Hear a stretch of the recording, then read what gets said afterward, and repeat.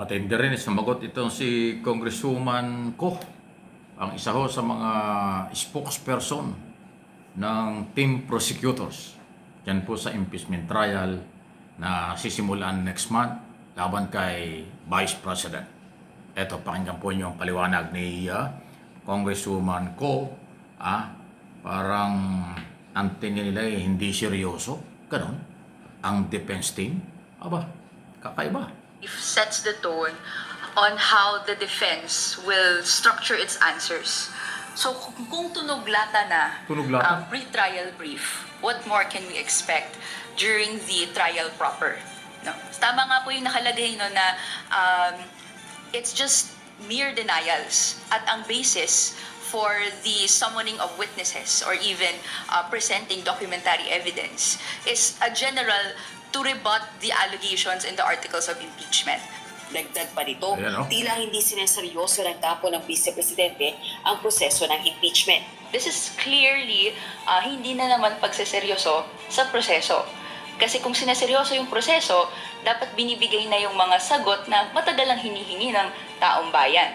Which is, sino nga ba si Mary Grace Piatos? How do you provide evidence to controvert or contradict yung certification ng PSA na sa records nila walang Mary Grace Piatos? No other than ipakita nyo kung sino siya. Kung wala pong ganon na makita tayo sa pre-trial brief, baka hindi natin makita ito sa mismong trial proper. Pinuna naman ng isa pang House Impeachment Trial spokesperson ang hindi pagdalo sa pre-trial conference ni VP Duterte. Ito ay bagaman may diskresyon ng pangalawang Pangulo na dumalong personal o katawanin ng kanyang legal counsel batay sa panuntunan. Speaks about how serious she is in facing this allegations. The presence is important Although nandun naman sa Senate rules na hindi naman kinakailangan. No? But in the regular court proceedings, talagang kinakailangan yung respondent na umappear. No? Why? Because number one, it will be an historic impeachment trial. Nowhere in the Philippine history have we experienced na the second highest official in the land faces serious allegations, culpable violations of the Constitution, which constitute impeachable offense. If that is so serious to her, I believe it speaks about leadership and the character and the office that she represents.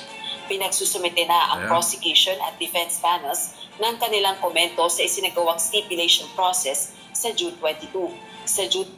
So, yan po ang mga sabi ng dalawang tagapagsalita, Congresswoman Ko, Congressman Adjong.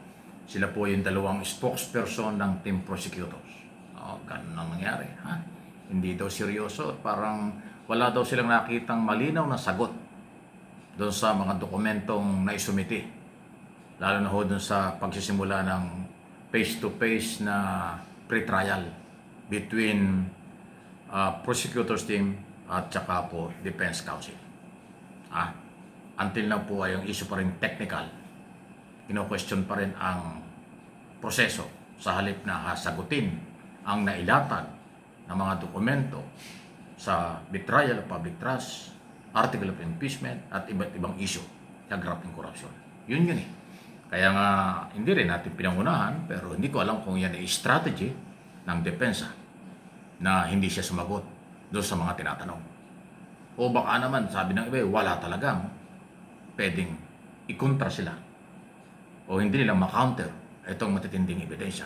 Ayon kay Congresswoman Ko, isang abogado po yan, batang abogada, sabi niya, kung hindi natin nakikita ng maayos na pagsagot sa pre-trial, baka wala daw aasahan sa actual trial.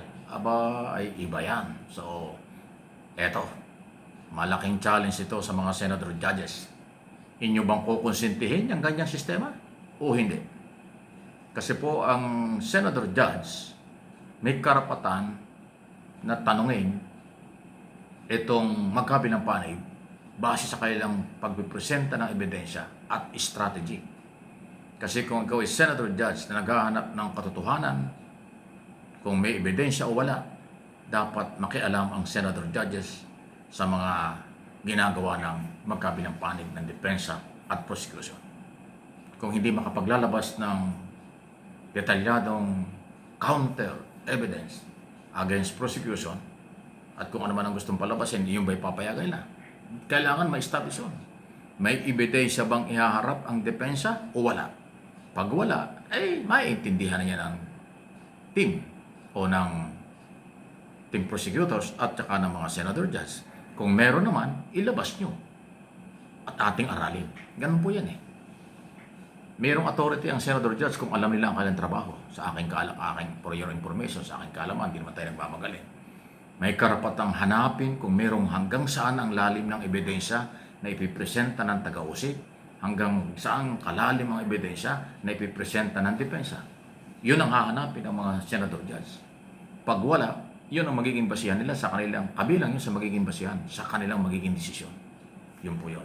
Kahit nasa public, yung taong bayang manonood makikinig, yun din ang kanilang pagbabasihan. Pag wala kang ebidensya, sa iyong kaso, wala yan. Pag wala kang ebidensya para labanan yung kaso, wala rin yan. Ibig sabihin yan, ang ebidensya, counter evidence, yan ang magpapatunay sa laban.